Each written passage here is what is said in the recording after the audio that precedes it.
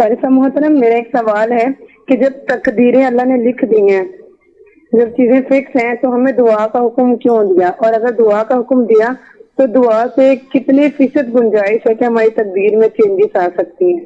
جی ٹھیک ہے، آپ کا سوال انشاءاللہ ڈاکٹر صاحب کے سامنے رکھتے ہیں۔ ہماری ایک بہن فیصل آباد سے پوچھ رہی ہیں کہ جب سب کچھ تقدیر میں لکھ دیا گیا ہے تو دعا کا حکم کیوں دیا گیا ہے، اور پھر یہ جو کہا جاتا ہے کہ دعائیں تقدیر بدل دیتی ہیں، اس کا کیا معنی ہو سکتا ہے؟ دیکھیں، تقدیر میں جو کچھ لکھ دیا گیا ہے وہ ہمیں بتایا نہیں گیا، ٹھیک، وہ اللہ کا علم ہے۔ بالکل صحیح، تقدیر اللہ کا علم ہے، تقدیر میں کیا لکھا ہے مجھے آپ کو نہیں بتایا گیا۔ بالکل صحیح۔ وہ کہتے ہیں نا کہ جبریل نے، یہ اقبال نے شاید کہیں مکالمہ لکھا ہے کہ جبریل نے اس ابلیس سے پوچھا کہ تو نے اللہ کا انکار کیوں کیا، اللہ کی حکم کا انکار کیوں کیا؟ ٹھیک، تو اس نے کہا تقدیر میں ایسے لکھا تھا۔ اللہ اکبر۔ تو اس نے کہا کہ تقدیر میں اگر ایسے لکھا تھا تو تمہیں پہلے پتہ چل گیا تھا تقدیر میں ایسے لکھا ہے کہ بعد میں پتہ چلا؟ بعد میں پتہ چلا ہے۔ اس نے کہا پتہ تو مجھے بعد میں چلا ہے۔ تو انہوں نے کہا پہلے تو تم نے اپنی مرضی کی ہے نا۔ بالکل صحیح ہے۔ تو تقدیر میں کیا لکھا ہے یہ اللہ کا علم ہے، بالکل صحیح، ہمیں صرف اس وقت اس کا علم ہوتا ہے جب وہ وقوع پذیر ہو جاتا ہے۔ ہوتی ہے۔ تو وقوع پذیر ہونے سے پہلے وہ تقدیر کیا لکھی ہوئی ہے یہ اللہ کو معلوم ہے۔ ٹھیک ہے۔ لہذا انسان کو اعمال میں جو آزادی دی گئی ہے یہ اسی لیے ہے کہ یہ اپنی تقدیر بنا لے، یہ اپنی تقدیر جو ہے وہ بنا لے۔ وہ اقبال نے کہا تھا تقدیر کے پابند نباتات و جمادات، مومن فقط احکام الہی کا ہے پابند۔ واہ واہ واہ، کیا یہ اللہ کے حکموں کے اوپر عمل کرے اور بس یہ اس کی پابندی ساری کرے، تقدیریں ٹھیک ہو جائیں تقدیریں ٹھیک ہو جائیں گی۔ اور وہ تقدیر جو ہے وہ خود انسان نے بنانی ہوتی ہے۔ اقبال اس کو یوں بھی کہتا ہے کہ تقدیریں جیسے کئی ہوتی ہیں، میں اس کو اقبال کے اس تصور کو یوں انٹرپریٹ کرتا ہوں کہ جیسے واٹر سلائیڈز ہیں نا، آپ واٹر پارک جاتے ہیں تو واٹر سلائیڈز کئی ہوتی ہیں، ٹھیک، کوئی ادھر کو جا رہی ہے، کوئی ادھر کو جا رہی ہے، کوئی آپ نے واٹر سلائیڈ کا اس راستے کا انتخاب خود کرنا ہے۔ خود کرنا ہے۔ جب ایک دفعہ آپ نے انتخاب کر لیا تو گرنا جا کے آپ نے اسی گڑھے میں ہے جس میں وہ جا کے گر رہی ہے۔ تو انتخاب آپ نے کرنا انتخاب آپ نے ہے، کیا، اس کے بعد تقدیر آپ کو لے جائے گی۔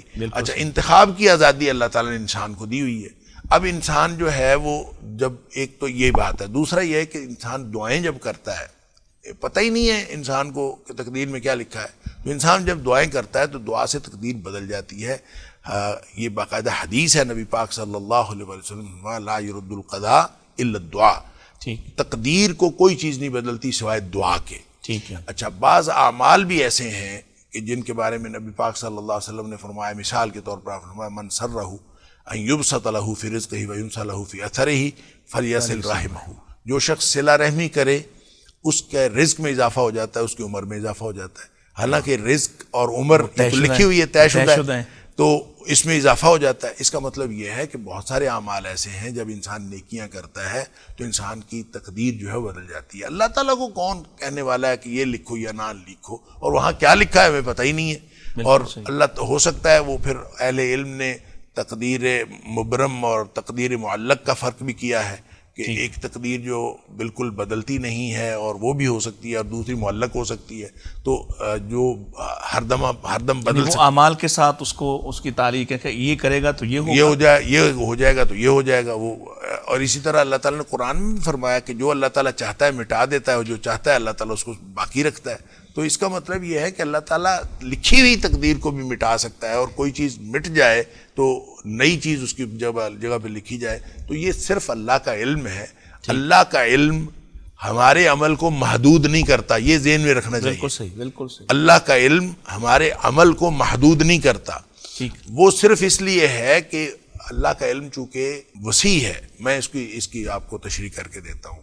دیکھیں، مثال کے طور پر ہمارا علم جو ہے وہ صرف ماضی پر محیط ہوتا ہے، ٹھیک ہے، ہمارا علم صرف ماضی پر محیط ہوتا ہے۔ اور ہم اگر ایک مورخ لکھے ماضی کا کوئی واقعہ، اور وہ مثلا اخباروں والے لکھتے ہیں یہ واقعہ ہو گیا، یہ واقعہ ہو گیا، فلاں نے فلاں کو مار دیا، وہ ہو چکا ہوتا ہے، اچھا فلاں نے فلاں کو مار دیا، فلاں کے فلاں نے مار دیا، ایسا ہو گیا، ایسا ہو گیا۔